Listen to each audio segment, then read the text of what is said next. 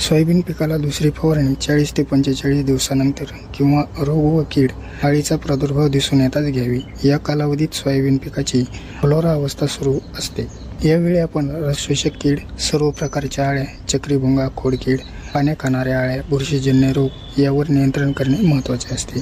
यासोबतच हा काळ सोयाबीन पीक फुलोरा अवस्थेचा आहे, म्हणून जास्त फुलधारणा व्हावी, पिकाला काळोखी हिरवेगारपणा यावा आणि फुलगळ होऊ नये या गोष्टी विचारात घेऊन औषधे सांगणार आहे। व्हिडिओ पूर्ण पहा, सर्वांना व्हिडिओ शेअर करा, लाईक करा आणि चॅनल सबस्क्राइब करा।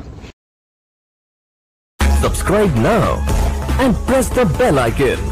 Never miss an update. नमस्कार शेतकरी बांधवांनो, शेतीविषयक माहिती या यूट्यूब चॅनलवरती तुमचं मनापासून स्वागत आहे।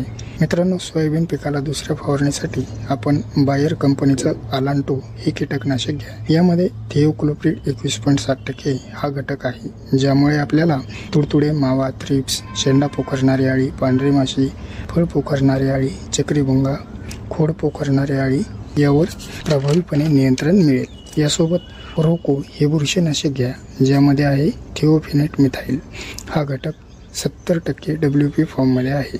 याच्या वापराने अँथ्रॅकनोज, पावडरी मिल्ड्यू, क्लास्ट, पानावरील ठिपके, खोडकूज, स्कॅब, काळी करपा, तांबेरा, फळकूज व मर रोग यावर नियंत्रण मिळते। सांगितलेले कीटकनाशक व बुरशीनाशक आंतरप्रवाही असल्यामुळे ते पिकाच्या पानांद्वारे शोषले जाऊन पूर्ण झाडात मुळांपासून ते शेंड्यापर्यंत पसरले जाते आणि त्यामुळे कीड व रोगावर प्रभावीपणे नियंत्रण मिळते।